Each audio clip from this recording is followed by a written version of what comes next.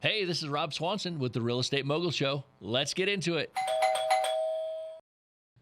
What's up, everybody? Rob Swanson back here with another Real Estate Mogul Show. Today, we're going to be diving into the number one skill that you need to win as a real estate investor, and that is sales. You got to get decent. You got to get good. You got to get great at sales. If you figure out that this business, when it comes to finding your own deals off market, comes down to two things, and that is sales and marketing, getting leads and converting those leads into opportunities, you're going to win, and you're going to win in a big way. Most people treat this business that it's all about the house, and it's all about construction, and it's all about rehab, and it's all about the numbers, and it's all about the math. It's not. I'm here to tell you, it's about sales and marketing. Now, some of you are also hearing that, and you're saying to yourself, holy crap, I'm scared because I'm not a sales and marketing person. Sales and marketing is a skill that you can learn, and if you were to listen to the best sales and marketing guys in the real estate investor world, and you were to listen to their conversations with interested sellers that become sometimes motivated sellers that lead to an accepted offer, what you'll find is that they don't have to have a whole bunch of bravado. They don't have to have a whole bunch of inflection and tonality and all of the things that you hear people talk about when it comes to sales professionalism. Sometimes what you hear is you hear Johnny with a tool belt, and he's talking about how he needs to buy another house or another small apartment building or another commercial property to keep his crews busy, and he's just a dude down the street looking for another thing to do. Those are some of the best conversations. Now, what happens is when you get good at it, what you discover is that there's a flow and a process. You can have that Johnny Tool Belt conversation in a specific order and following a specific flow. And when you do, you exponentially increase the chances of getting the result you want. And that is an accepted offer to buy a property. So whether you want to buy that property and fix and flip it, whether you want to buy and hold, whether you want to wholesale it to another local investor looking for their next deal who doesn't have the skills of sales and marketing, it all comes down to the same thing. If you're going to go off market, and I would argue this, did you realize that every listed house, every property that is on market today started off market? Somebody did sales and marketing to generate a lead, have a conversation with an interested seller, and in the case of a listed property, rather than selling them on we'll buy your house, they sold them on we'll list your house. Every property, whether it's on market or off market, started off market. And so if you get good at the game of figuring out how to find opportunity identification, if you figure out that game and you figure out how to get those leads coming in and you stay organized, and then you figure out how to convert an interested seller into an accepted offer, you're going to win at this game. So that's me rambling and telling you what's coming in this show. Let's do this. Let's jump in. Welcome to the studio, guys. Thank you. That's not rambling. That's great setup. Yep. Well, here's the thing. We all talk to so many real estate investors, and one of the number one fears that people have is getting on the phone and talking to somebody. And I'm not exactly sure why. I guess they're afraid that they're not going to know what to say. They're afraid they can't run their math and the numbers quick enough. They're afraid. There's a lot of reasons people are afraid. I suppose it goes back to people that are really afraid of public speaking, join Toastmasters, and forces them on stage. If you do it a few times and you just royally screw up the conversation, guess what? You're no worse for the wear. Because at the end of the day, in order to push through and develop your skill, you've got to put in the effort. And it's that effort that builds the skill. It's the skill that gets the results. It's the results you want. So put in the effort, fail forward, develop the skill, get the result. Am I wrong? No, Rob, to that point, I've pushed a lot of people off this bridge who just needed it. Yep. And the conversation went something like, we're on a coaching call. I said, we're getting off this coaching call now. You're going to call this potential seller back.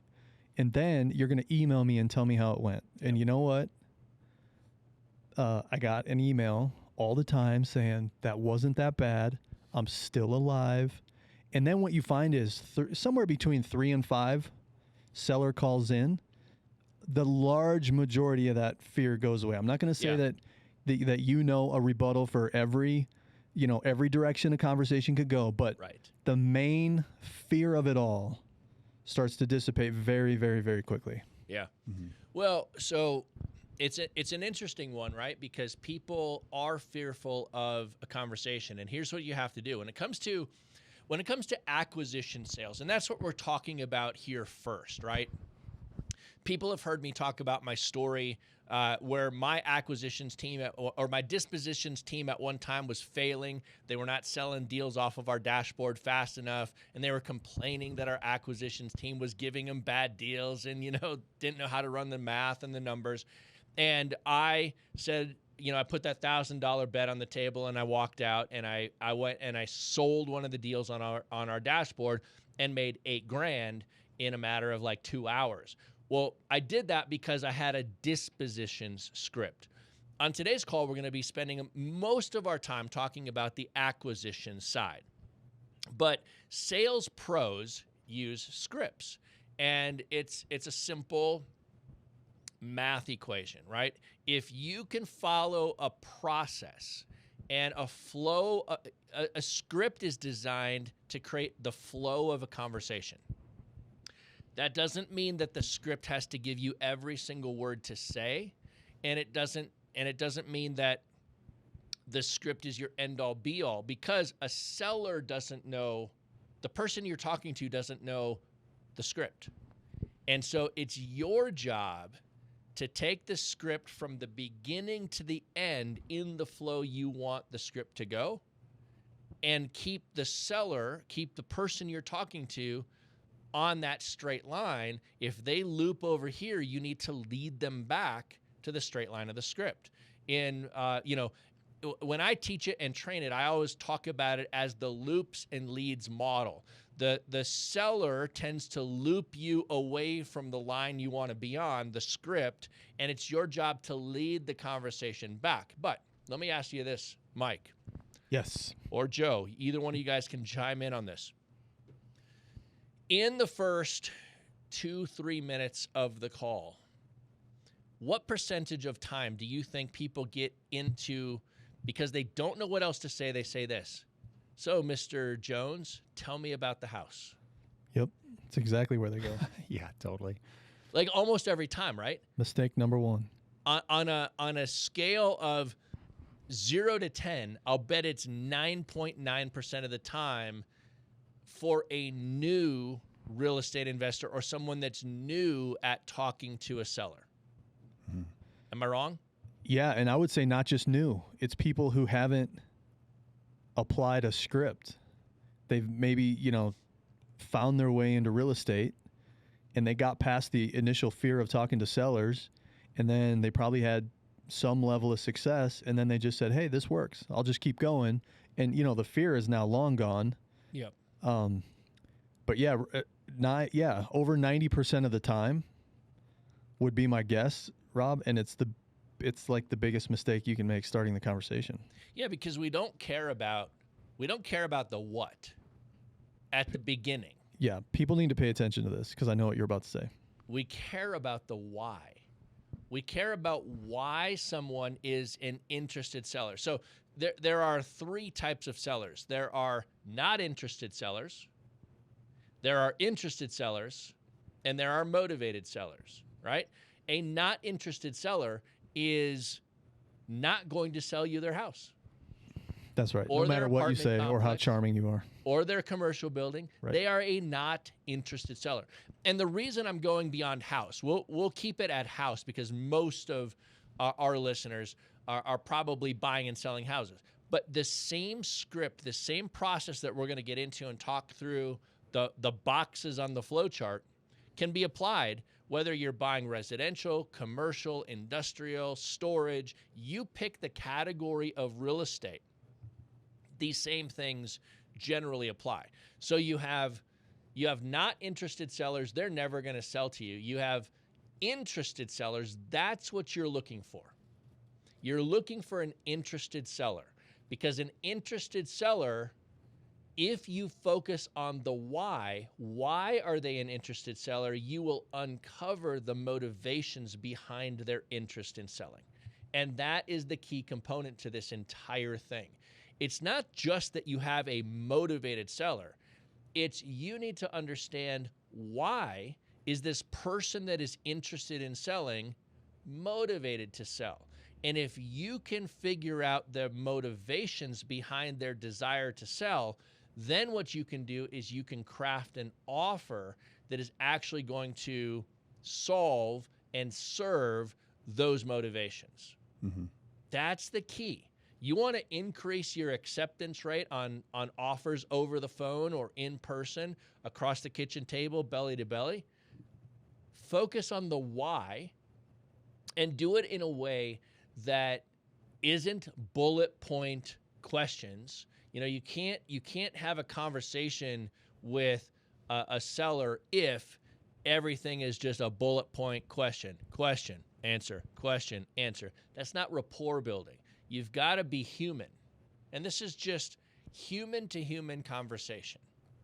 And it's fascinating. Here's what you'll find deeper in the not interested, interested, and motivated. If you focus and realize first, I got to figure out, do I have an interested seller? Yes. Then I've got to figure out, what are their motivations? That's the why. Then you're going to go back and you're going to take this interested seller and you're going to categorize them with the stoplight model, right? The red, yellow, and green light. A red light is not going to sell. A yellow light might sell, and a green light will sell because you're talking to them. You've got to figure out what are you dealing with. And if you can get good at converting yellow lights, interested sellers that have some motivation, if you get good at identifying what those motivations are and turning a yellow light interested seller into a motivated seller, into a green light, you're going to win at a much higher percentage of time. And the reason you do that and the way you do that is you help the seller see how the challenges they're facing, the problems they have, the reason they're interested in selling and the motivations that are driving them to be interested in selling, how those motivations are solved by selling their real estate, whether that is all cash at a discount or on terms with payments over time. Mm-hmm. One of those two things. And if you can start to see this framework, right? Not interested, interested, motivated, red light, yellow light, green light, and start to break these things down and understand how the why fits into this equation, you're going to understand how to craft an offer that gets accepted. Yeah, I think it starts with mindset too. You know, and this was something that I had to continually remind myself of when I was first using the script. It was sort of easy to stay on the script because you're learning it. And then as you got comfortable with talking to people, I got off script because I was really leaned into the rapport building, and I didn't set some of the things within the script that are super critical up in the first place. And I had to get back to, okay, there is a script. I understand now the why that I need to get to, and the what's going to come later, and that's fine. I can get there. So it was a really an interesting sort of hills and valleys sort of approach that I had to take with it, but it really came back to the mindset of why and diving into that and just having a simple conversation. I mean, it's just another human on the other side. And so, you get sort of caught up in this nerve-wracking idea of talking to somebody and it's just another person. Yeah, well, I think people have this idea sometimes that that the game or the objective of the call is to create a friend. And look, I'm not against friends. I'm not against friendship. But the purpose of the call is not to create a friend. The purpose of the call is to solve a problem. That's the purpose of the call. And so people oftentimes, and I think, Joe, you just said it, and I think you nailed the essence of it, right? You got into part of the script, part of the process is bonding and rapport. You've got to build some rapport. And why? Because people will do business with people that they know, like, and trust. And so the rapport building is to build the relationship so that you being a trustworthy person comes across and the seller sees you as the trustworthy person you are, right? Most non-trustworthy people have a hard time building rapport and bonding with someone because they're naturally not trustworthy. And so if you are a trustworthy person, if you intend to do what you say you're going to do, if you intend to help the seller solve their problem, the bonding and rapport piece of the script is a critical component, not because you're trying to build a friend, but because you're trying to present an offer that solves their problem. And when they see that that problem can be solved because you've now helped them see that process, they're more inclined to accept your offer because they know, like, and trust you because the script has been followed. Does that make sense? Mm-hmm. Yep. Rob, let me drive home something here too really quick. You mentioned red light sellers, yellow light, green light sellers. So a green light seller, a truly motivated seller, you can almost say whatever you want to. And basically their mindset is if they believe almost on any level that you can buy this property and solve this problem in their life, yep, they will talk to you. I had a great example, coaching student a couple years ago. I'll never forget this story.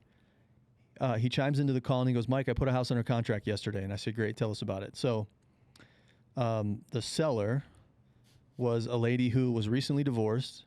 Through the divorce, she was given ownership of a rental property, which she never wanted. Rental properties were her now ex-husband's thing.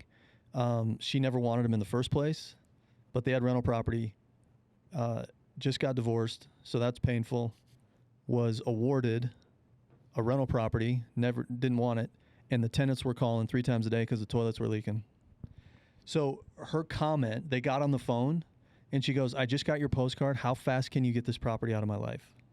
That's right. A motivated seller. Honestly, you don't need a script, right? If they believe that you can buy this property and that you're capable, she was like, can you buy this thing tomorrow? She goes, how fast can you get this thing? Okay, that's a motivated seller. Great example of a green light. Yep. For a red light seller, right, you don't need a script. They're not selling. It doesn't matter how clever you are. Or you know, you can be following the best script ever invented. It doesn't matter. Yep. Not selling their house. But those are going to be more few and far between. The large majority of sellers that you talk to are going to be yellow light. That's who you need the script for. Yep. It's the majority of people you're talking to. So I just wanted to, you set up the red, yellow, green. Yep. Why do we need it? Because most of the sellers you talk to are yellow, and those are the ones you need the script for. That's right. That's right. Yeah, so our script, we call it the one call close. And here's why we call it the one call close. Because our goal is, as much as possible, we run a predominantly virtual business. And so we're not setting appointments for the most part. We're not meeting with sellers for the most part. We're doing business over the phone to likely people that you've never seen face to face. And so the objective of the one call close is to go from conversation to accepted offer and signed agreement in one call. What that does is that wins the game against the guys and the gals that are going to run their math and sharpen their pencil and figure out the numbers and schedule an appointment and go meet with the seller and do all of the things that take time that can be done with a little bit of increase in your skill and your ability to evaluate the scenario and figure out what's going on while you're live on the phone with the seller. And so our one call close starts with, and in fact, I'm looking at it over here on my screen. We've got an acquisition sales call process map. Now, a few years ago, I franchised our real estate investing business. When we did that, we had to take all of the things that we were doing in our business and up the level of standard operating procedures to that next level in order to be a legal franchise that could franchise across all 50 states. And so what I'm looking at is one of the process maps that we built and developed through that process and through the franchising approach. And it's our acquisition sales call process map. So a lead or a prospect comes in, right? And now I want you to imagine your acquisitions guy or gal, the person on your team, maybe that's you, logs into your FreedomSoft account, clicks on the leads inbox, and bam, right there in front of you, you've got a new lead. So your marketing did its job. You dropped direct mail, somebody responded to your postcard or your letter, they called or texted you back, and boom, that lead is on your dashboard. Now, maybe you've got an acquisitions team and you've got them cold calling or prospecting, so they log into their FreedomSoft account. They go right to their workspace, their private workspace. You've put prospects or opportunity records on their dashboard in their workspace, and they queue up a cold calling campaign and they start dialing. Okay, that's where we're starting. At this point, the first thing we always tell people to do is get your mindset right. Get your mindset right, and remember that you are just a human. You're just going to have a conversation with another human, and they're going to be one of three things. They're going to be not interested in selling, potentially motivated to sell, and your job is to figure out why are they interested in selling. And so if you get your mindset right when you pick up the phone and talk to a seller, whether that's an inbound lead or an outbound prospected opportunity, if your mindset is right, you're going to get into the conversation well. Now, we break this down into a couple of different ways, and this is the magic, right? This is where the flow of this whole thing comes together, because at this point, you've done the work, you've got the opportunity, you got your mindset right, and you're in a conversation. This is step one in now walking around our little cul-de-sac that we call the flow of this script. You're gonna enter the cul-de-sac, you're gonna walk all the way around, and you're gonna exit the cul-de-sac, and you're gonna do it in the same way, in the same flow every single time. The challenge is gonna be the seller's gonna throw you off. And so it's your job to loop and lead yourself back into this flow.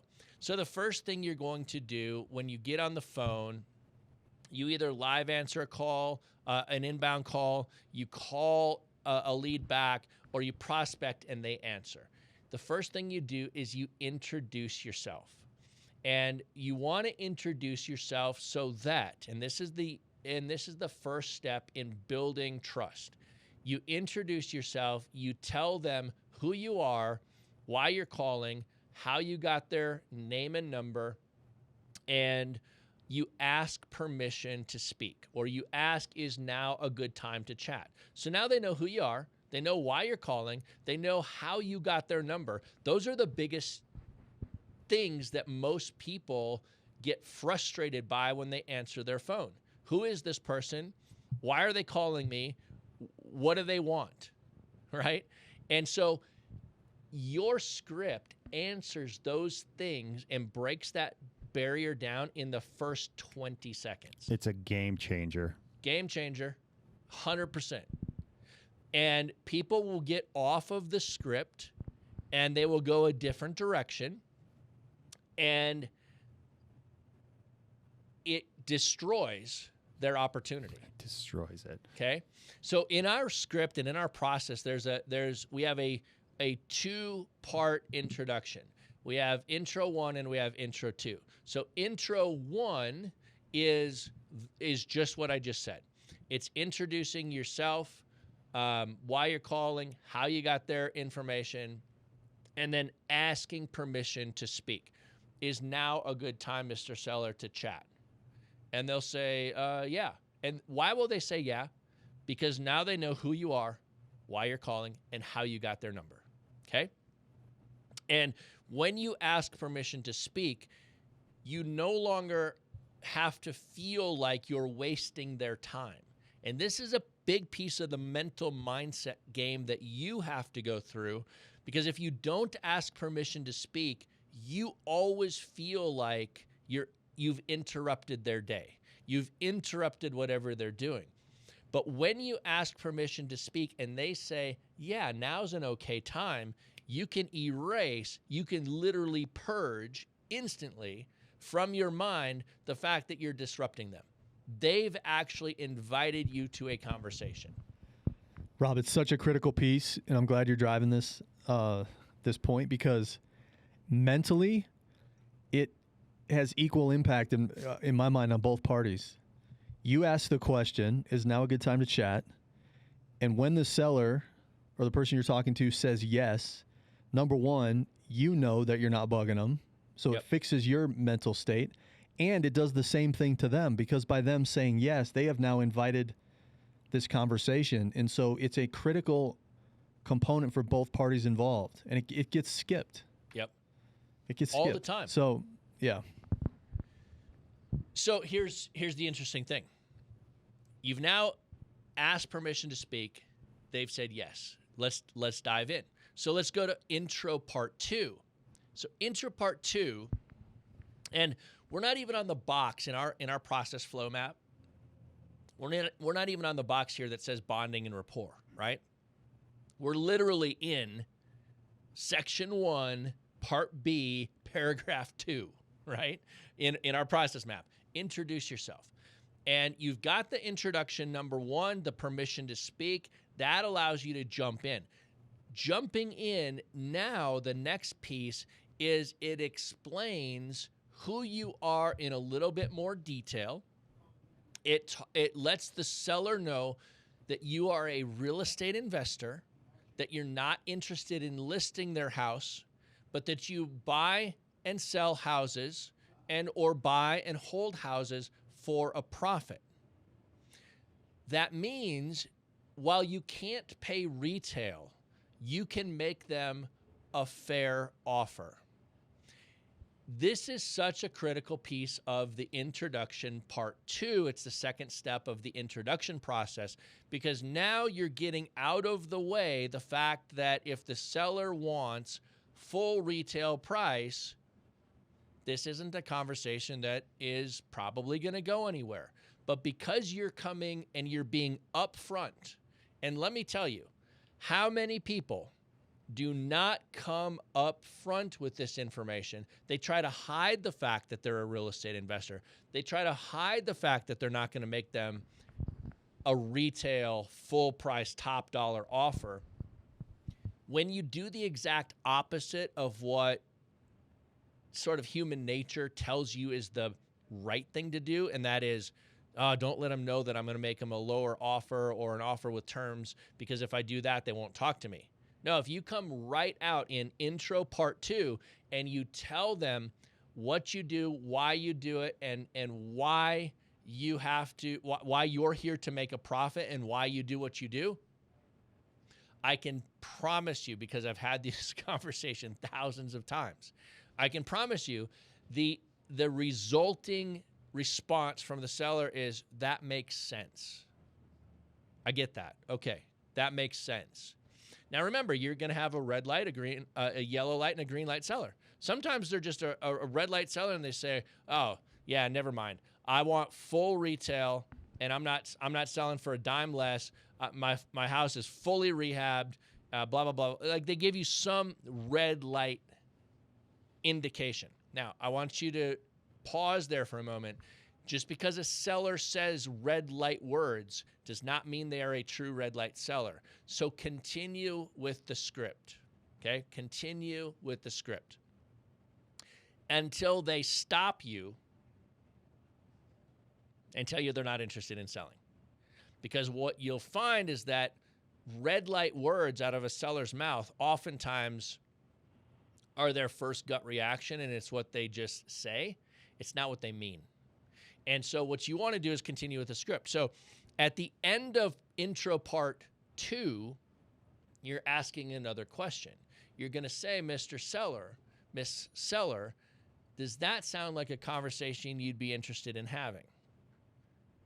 And when they say yes, you've now set the frame. You've set the tone, and they know all of this stuff about you. They know what to expect through this conversation. They understand that this conversation is going to go a certain direction. And so you don't have to be afraid of it, or you don't have to avoid it.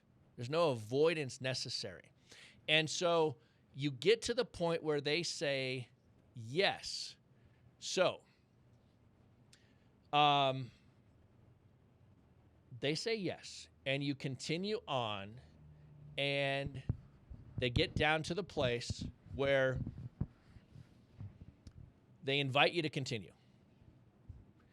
And you get to the next box in our script, and that is what we're going to call the decision maker. Now, Mike, talk to me about that piece a little bit. Yeah, and I just want to reiterate, you've built, we're talking about real estate. You've built a foundation now for the conversation with the good intro. Now you have something to sort of build off of. Yep. And then what I love about this, and I love this topic, by the way, I geek out on all the psychology in a good script because of how effective it is. Yep. So, again, back to sort of how you started this podcast was everybody gets a seller on the phone and they just go to the house. Yep. And you just said, no, solid intro. Yep. And then, so what people are thinking is, okay, now we have a good intro. Now we're going to ask about the house. Nope. Yeah. Now we're going to make sure we're talking to the decision maker. Because here's the deal. If you're not talking to the decision maker, but you don't identify this, and now you're 10 minutes, 20 minutes, 40 minutes into a great conversation, and then the seller says, you know what? I'm actually not the owner. I'm just kind of speaking on the owner's behalf. Or I own this house with my brother, my spouse, my whatever. Yep. Wasted is probably the right word. Brutal. On the time that you've just spent. Yeah. Right? And so there's a potential fork in the road. Yep. You mentioned a fork already. Hey, is now a good time? Now may not be a good time. If now's not a good time, great. Can I call you back this afternoon at 2 or 4 or whatever? There's a potential fork there. Yep. And there's a potential fork in the road here where you're going to figure out, am I talking to the decision maker or not? And the answer to that will be yes or no. Right. If yes, proceed. If no, when can we get the decision makers on a call? And so I love the fact that we need to know, if we're talking to the decision maker, because that's who we need to be talking to, but also to not waste your time. Right. Everybody listening to this, your time's valuable. You don't want to go 30 minutes deep into a great conversation only to find out that you're not talking to the decision maker or that you're talking to one of multiple decision makers. Yep. Hey friends, Rob Swanson here. Let me jump in and talk to you really quick about the Real Estate Mogul Academy. You might be sitting back listening to this and saying, how do I get in proximity with these guys? How do I have these kind of conversations, water cooler, hallway conversations every single day to help me go where I want to go in my real estate investing business? Whether you're just getting started or you're already a seasoned pro trying to elevate and go to that next step, the Real Estate Mogul Academy might be for you. What we'd like to do is offer you a free strategy session where someone from my team will jump on the phone. We'll talk about where you are, where you want to go, and how the Real Estate Mogul Academy might be the right fit for you. If you're saying to yourself, that sounds great, let's do it, go to mogulmembers.com, fill out your name and your contact information, and let's jump on the phone and let's chat. Let's see if we can help you go where you want to go this year. And so, again, this is something that gets skipped because people are winging it. And here's what I'll just tell you. This is the truth. If you get on the phone with a seller and you're winging it, you're not making as much money as you should be. Yep. That's 100%. the bottom line. 100%. Yeah. Why are you guys talking about a script? So you can make more money. So you can close more deals. That's exactly right. And the world, I'm just telling you, I've talked to a truckload of investors. They're winging it. Yep. So not all of them. Exactly. A lot of them are winging it. Yeah. A truckload. A truckload. Mike, decision maker, watch this. Yeah. People think that they use this box, the decision maker box, only to answer the question, am I talking to the right person? That's what people's mindset goes to. That is not why you lead with the decision maker box right after the two-part introduction. The decision maker box is all about when you get to the back end of the script and you're ready to make your offer, or you're making your offer, and then the seller says, well, I need to talk to my wife about it. I need to talk to my attorney about it. I need to talk to my real estate agent about it. I need to talk to somebody else about it. You now have ammunition to refer back to, well, wait a minute, John. We talked about, 20 minutes ago that you make the decisions on this. What have we talked about over the last 20 minutes that now leads you to, not be able to make that decision? Yep. And so Super key. Everything you do in the script, and we're talking high level, like the chunks of the script as we go through this, right? The details, the nuance is in the flow and in the words and how you present it. The big picture, though, is you lean in on the decision maker. Like in sales, we call it getting spouse carded, right? You got spouse carded at the end, right? You got to the end, and John's the man, right? He makes all the decisions, and then at the end, and so when you're saying this up front, and I, a friend of mine that I used to do a lot of real estate deals with, I think this was his line, and I heard him say it. I've adopted it because I just thought it was a good one-liner. I'll give you guys a little piece of inside the flow of the script. So in the decision maker, I'm going to say something like this. Hey, so Mike, let me ask you. So you own the real estate, right? You're not an agent. You own it. Is that right? Yep, that's correct. Yep, you own it. So you're on title. So you control whether you keep it or you sell it. Correct. And so, Mike, are you the decision maker? I might ask, are you the decision maker on this? Or I'm going to ask, is there anyone else that owns the property or is on title with you? And you're going to say, well, my wife is on title. And I say, okay, great. Does it make sense for us to get your wife? Oh, by the way, what's your wife's name? Betty. Does it make sense to get Betty, Mike and Betty? Does it make sense to get Betty on the phone with us to have this conversation? And Mike says, no, I make the decisions on this. I'm right. good. And I'm going to laugh at that moment. I'm going to chuckle. I'm going to say, Mike, listen, man, I get it. I'm married.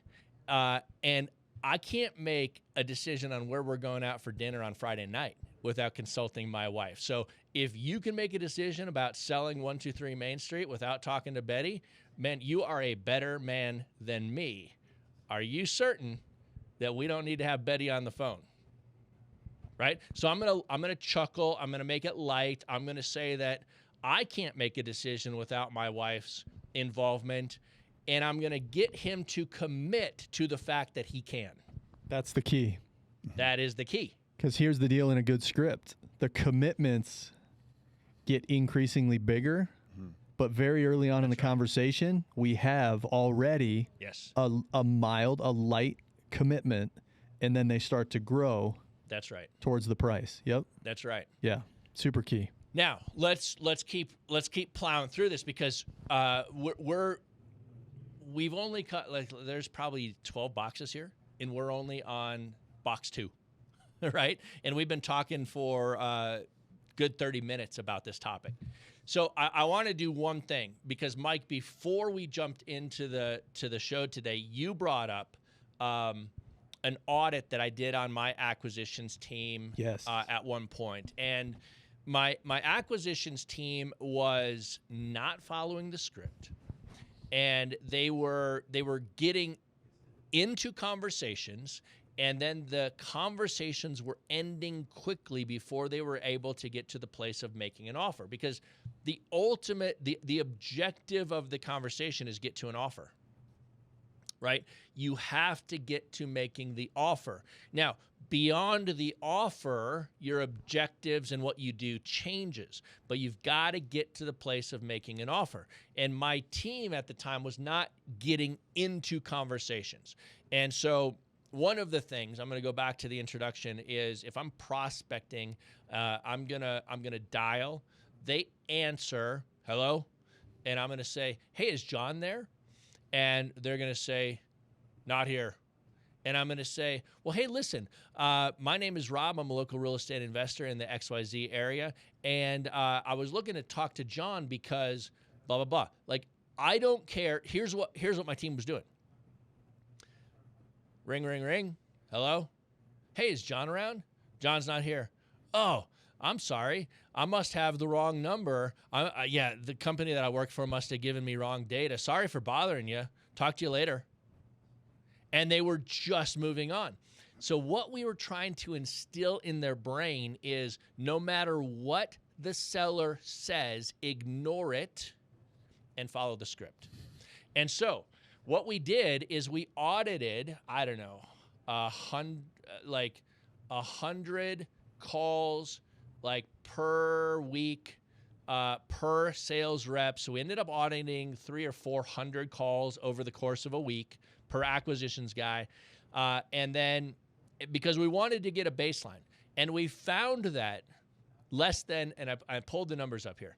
We found that less than 4% of the time, do you know how bad you have to be to execute the script successfully? The introduction on the script, less than 4% of the time, you have to be not even trying. And it's not that they weren't trying, maybe. It's that as soon as the seller led them a different way or looped them out, they were not leading back to the script and just leaning in and following the script. So if the seller said something that in their brain, they said, oh, this isn't who I need to talk to then, they were just moving on and they were ending the call. So less than 4% of the time, they were following our two-part introduction. And what we were auditing was just that. We were auditing the introduction, because what we wanted to measure was how many times, if I executed the two-part introduction, and this is, guys, we're spending a lot of time talking about this intro because this is the piece of the script that, if you get right, leads you to an interested seller. Mm-hmm. And the number one thing you need in your acquisitions call is an interested seller. And so less than 4% of the time, they had an interested seller. Now, we did that for 2 weeks. Then we came back and we did it for another 2 weeks after sitting them down and saying, you guys are specifically going to be measured on how consistently you intro one and intro two the script when you get on the phone with a seller, regardless of what the seller says. We are literally going to measure how many times the words of our script come out of your mouth, regardless of what the seller says. So from the first week's 2-week period audit to the second 2-week period audit, they increased the percentage rate by 10 points, the number of times they successfully delivered that. So they went from like less than 4% to about 15% roughly, where they 15% of the time, they were able to get the full two-part introduction out.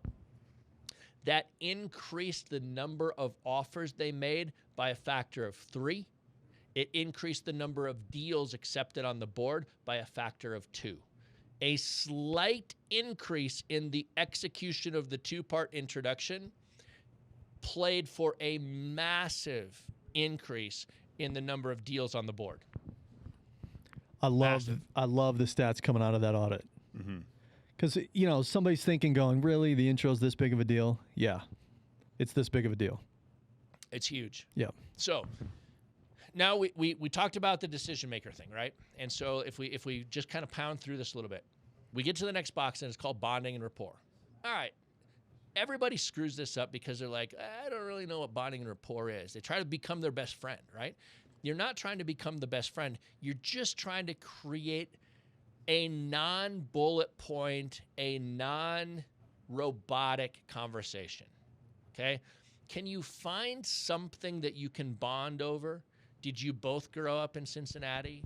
Do you both like the Minnesota Vikings? Did you both grow up mountain biking? Like, what is the thing? Do you both ski in Colorado? Like, you got to figure something out. So, what people don't have and what people don't do well is figure out a way to uncover those bonding opportunities. Now, here's how I do it. And I do this every time. I get into the conversation, I get through the decision maker, I make that joke about the spouse, about the wife, about the husband, about the whatever, and I then get into bonding and rapport, and I'll do a sidebar. So I'll make that joke, and then I'll immediately say, hey, listen, John, I noticed you got a 512 area code. That's Austin, but you own real estate up in Indianapolis. How'd you end up with real estate up here? And then, I use the area code trick. Okay. Now, if he or she has an area code that is outside of the area where you're buying the real estate or where you're talking about the real estate, where the real estate is located, I use the how did you end up with real estate here piece of the conversation. That's going to uncover the story. Now, if you're in Indianapolis, and I'm forgetting area code for Indianapolis, 614 maybe? I don't remember. Cincinnati's 513. I don't remember. Let's use Cincinnati, 513. I'm going to say I'm buying in Cincinnati. The house is in Cincinnati, and the seller's area code is Cincinnati. I'm going to say, hey, listen, I noticed, John, you got a 513 local Cincinnati area code. Have you been in Cincinnati your whole life? So either I'm going to say, how did you end up with real estate here? Or I'm going to say, have you been in Cincinnati your whole life? And then part two to that, I'm going to say, how'd you end up with this property? Yeah, it works both ways. It works both ways. So I use the area code trick to open up the bonding and rapport. Joe, I mean, you had hundreds of these conversations. How well does that work?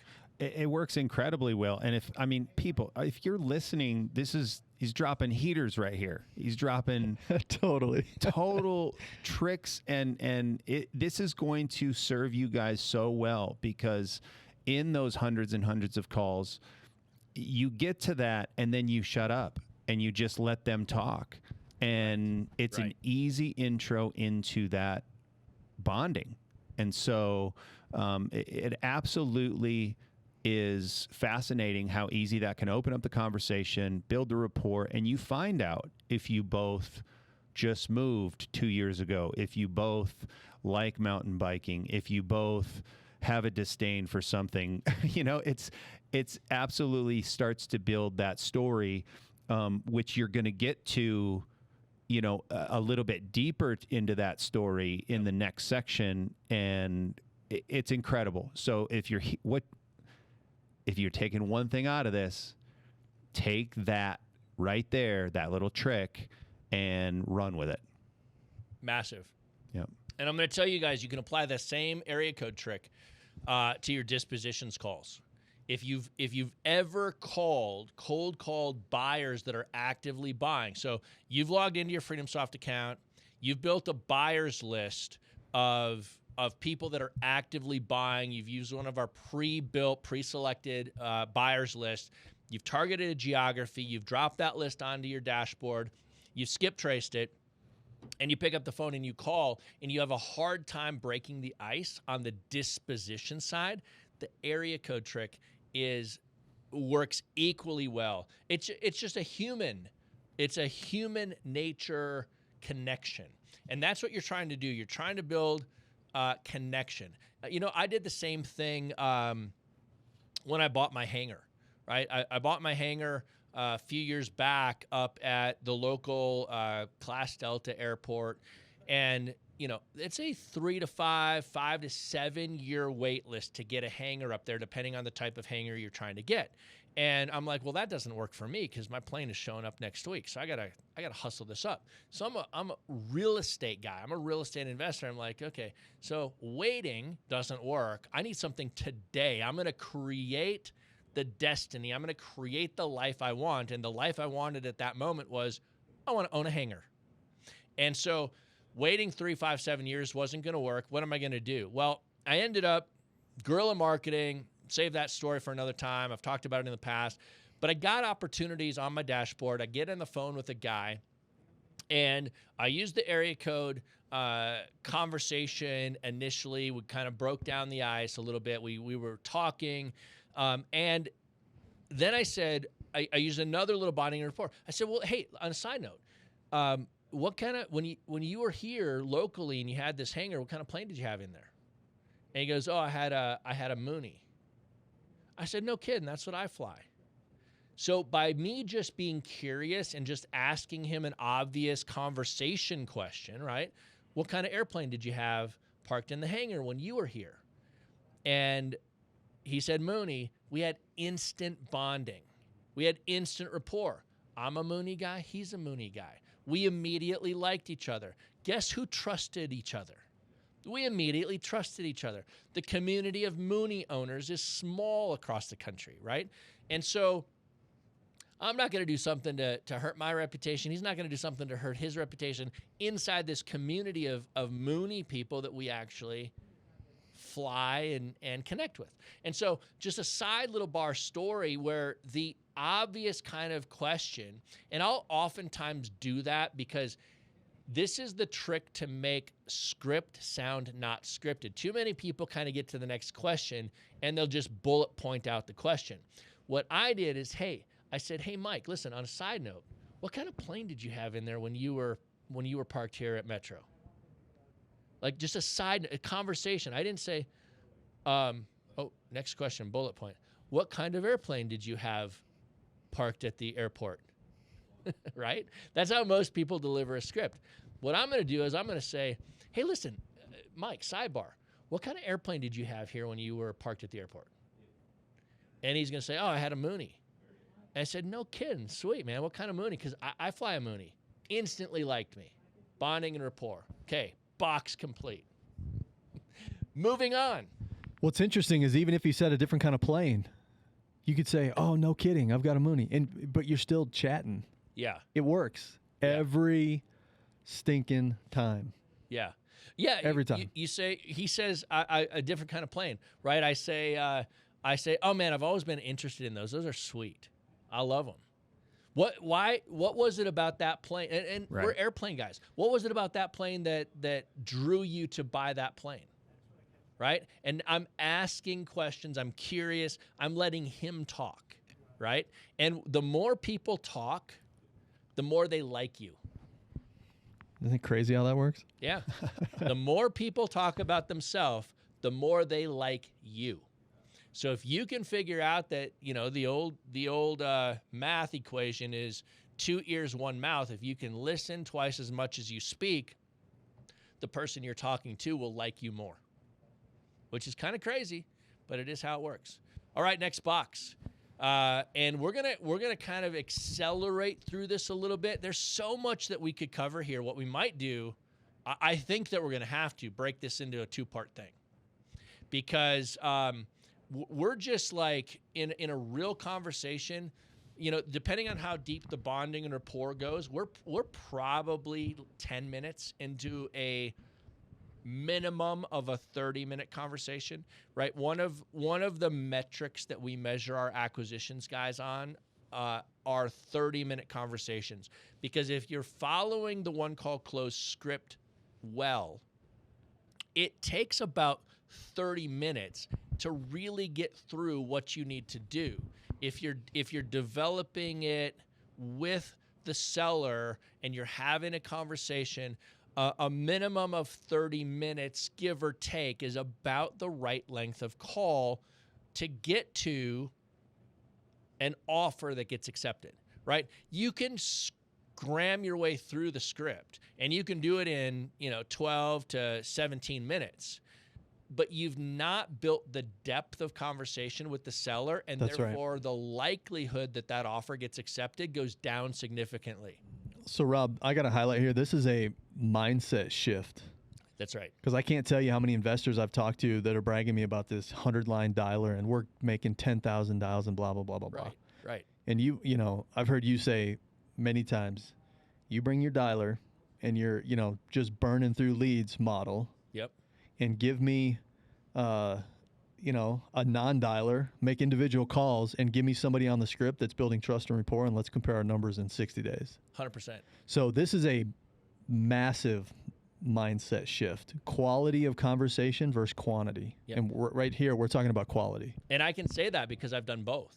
I've done the quality, the fewer dials, quality script, quality conversations, and I've done the volume dialer, where you're just trying to churn and burn, and you're trying to find the green lights. Like, what the dialer model does is it ignores the human piece of it, and it just says, I'm looking for the highly motivated deal.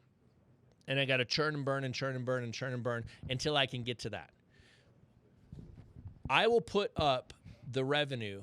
I will put up the opportunity against the churn and burn dialer versus a slower, steadier, better delivery of the script and converting more yellow lights into green light almost every day. You know what's interesting about it is you get a green light and a totally motivated seller to call. And the reason they're motivated is because they just figured out there's a $35,000 sewer lien on the house that they didn't know about. Now they can't do anything about it, but they're green light. Right. You just can't help them because of this massive lien. Whereas the flip side and the quality of conversation, you take somebody that's a yellow light, they may have some, title stuff going on with the property, but I would say it's less likely as a group of sellers because they don't have that, this is stressing my life out level of motivation. That's right. And then through bonding, rapport, skilled questioning, you flip a yellow light seller green, and your likelihood of getting paid on that deal goes up because there isn't a $35,000 sewer mechanics lien or something, some 911 issue completely blowing up this person's life. Yep, that's right. They're oftentimes in a better position to sell. That's right. And your skill, as soon as I heard Mike say $35,000 sewer lien or whatever it is, whatever the scenario is, my brain immediately switched from all cash offer to a terms offer, and I said, "Oh, I can solve that. I can solve your $35,000. Like, that deal wasn't done." Immediately, that deal wasn't done because my brain went to, I got a lot of arrows in my quiver. I've got all cash, I've got all terms, I've got some cash, some terms, and I've got a balancing act of how much of each, right?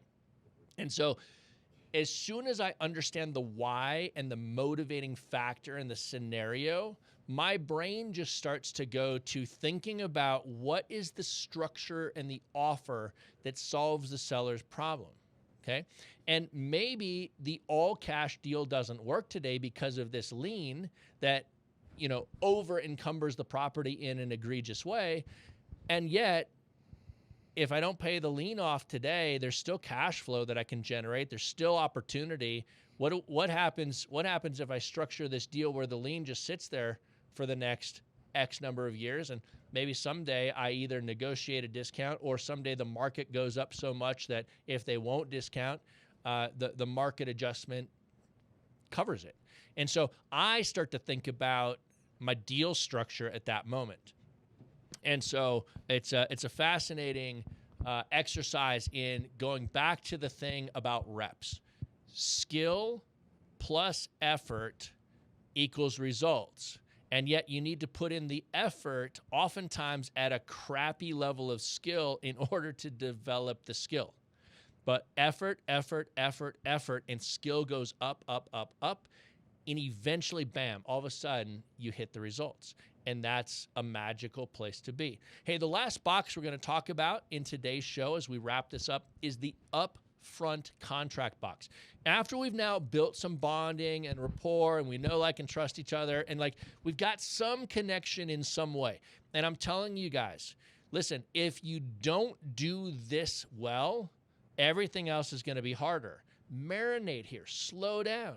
Like you don't throw a rack of ribs on the smoker, crank it to 500 degrees, and try to cook it in 50 minutes. Right? That's not how it works. Slow down. Saying that before lunch, Swanson? I know. I'm double hungry. I know. Marinate a little bit, sit here, and let it build and let it develop. Okay, upfront contract. Why do we do the upfront contract? The reason we do the upfront contract is the same reason we do the decision maker. It gives you a tool at the end of the conversation when the seller says they're not going to accept your offer. When the seller gives you some objection at the end, you come back to the upfront contract. Now, how you deliver the upfront contract, here's what you're trying to get to. The upfront contract is nothing more than, Mike, if we can agree on a price or terms today, on a price and terms today that work for you, is there any reason you wouldn't sell me the house today? That's the upfront, that's the sentence you're trying to get to. Mike, if we can agree on a price and terms that work for you today, is there any reason you wouldn't sell me the house today? Now, notice I didn't just say sell the house today. Is there any reason you wouldn't sell me That's right. the house today? Specific. You're getting specific, because if it's about selling to you and the math works, the terms work, the numbers work, at the end, there's no reason to take your offer and go shop it and call the other 6 people that you've been talking to or that the seller's been talking to. Because the question was very specific. Is there any reason you wouldn't sell me the house today? We're going to get to a number that works for you. We're going to get to terms that work for you. We're going to get to solving your problem today where you feel good about it and you like it. Is there any reason you wouldn't sell me the house today if we can accomplish that goal, Mr. Seller? Massive. It's key. Massive. And people don't do it, or they just kind of skirt over it. They just say, they say something like, they think this is the upfront contract. Hey, Mike, so are you interested in selling your house today? They say something like that, and they think that Right. that's the upfront contract. Right. That's not the upfront contract. The upfront contract is, if the price works, the terms work, would you sell it to me today? Is there any reason you wouldn't sell it to me today? Now, if they give you a reason right there, it's your job to overcome that objection. Maybe they go back right there and say, well, I'd have to run it by my wife. Well, 2 boxes earlier, we just did the decision maker, okay? On the decision maker box, if they say, yeah, my wife needs to review this with me, then we have a whole branched tree in our script that says, okay, well, we need to get Betty on the phone. We have a process to handle decision maker up front, but we're going to assume that we got past the decision maker. Now we're down here to the upfront contract. And if he uses decision maker as the reason that he would not sell to you today if the price and the terms make sense, then we're going to go back to the decision maker that he just told us about, okay? Whatever the objection is, we're building the flow so that we can always refer back to the thing that we just did to overcome the objection that we're running into next. That's the key. Again, it's loops and leads. You're trying to go down this straight path. The seller's going to loop you over here, and your job is to lead them back in. And your job is to leave breadcrumbs along the trail of the script such that when you get to the next objection, you can kind of point back to the conversations and the agreements you've just made along the way to get the yes train to continue down the track. And that's the key. You want to get yes, yes, yes, yes, yes, yes through the life cycle of this script. And so the upfront contract, if you can't get the upfront contract, you've got to understand why is this seller not interested in selling today? Why? It always goes back to why. Not what, but why. Why would you not be interested in selling today, Mr. Seller? Well, that takes you all the way back to, intro 1 and intro 2. Do you have time to talk? Yes. Is this a conversation you'd like to continue? Yes. Decision maker. I'm the decision maker. Bonding and rapport. We like each other. Upfront contract. Whoa. We hit the skids right here on this upfront contract, because all of a sudden, if the price works and the terms work, you're not ready to sell. What do we have to overcome to get you back ready to sell? This is how you deliver a script in a way that gets you the results you want. Now, we're not talking about all of the little nuanced words and what the conversation, but the big buckets of the flow. Here's the other thing. What my guys used to do, and they don't do this anymore because I train so well on this today. They used to take this upfront contract and put it deep into the script. They used to put it way at the back. Like they'd get into the next box is pain and equity and offer and post-close. And they used to get into all these things. And they used to put the upfront contract at the very back. Well, that defeats the purpose, because you need the upfront contract. Why? Because it's called an upfront contract, not a back-end contract. That's the only reason. It's an upfront contract. Get the agreement up front. Now, you haven't talked any numbers at this point. Rob, it's huge. It's massive. You should be driving this home. Yes. As you're explaining this, I was seeing the script kind of falls in places in chunks. Yeah. And what happens is you do intro 1. Hey, do you have a few minutes to chat? Great. Then you slot intro 2 in. Is this a conversation you're willing to have now? Great. Then you slot in section 3. Yeah. Hey, am I talking to the right person? Oh, I am? Great. Now we can go to section 4. Bonding. Let's build some rapport. And then what happens is, we mentioned this 25 minutes ago. You make sure you're talking to the decision maker, and they commit to telling you they're decision maker, and that's the first committal on their end. Yeah. Okay. That's right. Now we're going to keep moving. And now you're looking for an elevated commit. It's not the final commitment. Yep. Which is the price or the terms, but it's the next step towards that. Yep. And mentally, to the seller, they are allowing this conversation to continue to unfold. 100%. They're not thinking about it consciously, but subconsciously, they are giving you permission to proceed. Yep. And they are telling you that they can make a decision. So when the rubber meets the road and you start talking about the price or the terms, Yep. they have previously committed to finishing this conversation. Yep. I told you I geek out on this. It's one of my favorite topics. Yeah.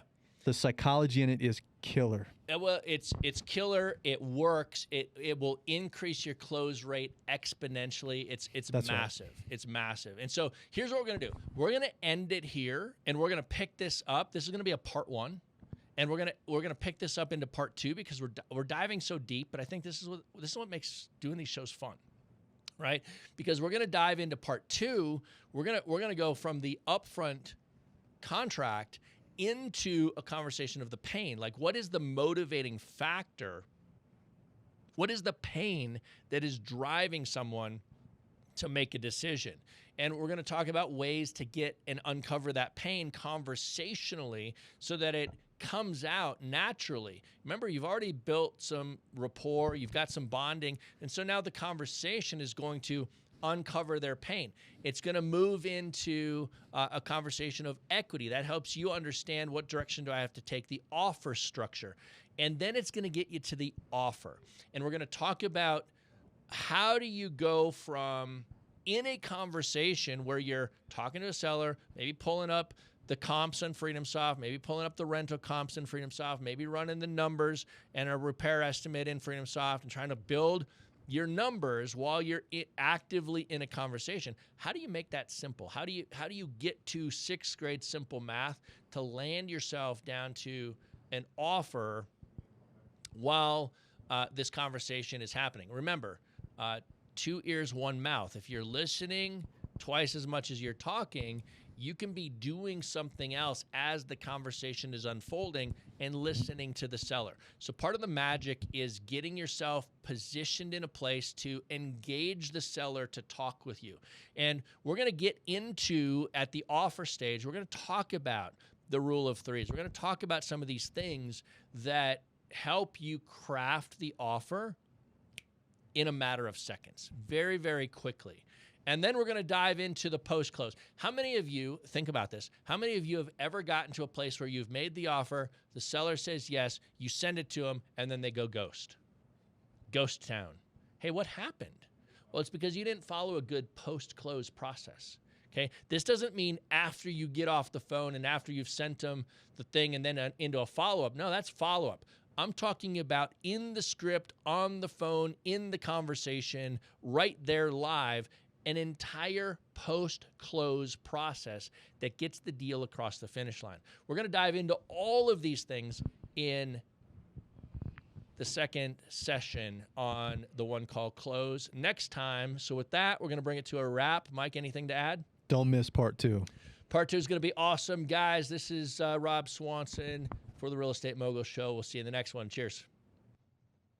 Hey friends, Rob Swanson here. Let me jump in and talk to you really quick about the Real Estate Mogul Academy. You might be sitting back listening to this and saying, how do I get in proximity with these guys? How do I have these kind of conversations, water cooler, hallway conversations every single day to help me go where I want to go in my real estate investing business? Whether you're just getting started or you're already a seasoned pro trying to elevate and go to that next step, the Real Estate Mogul Academy might be for you.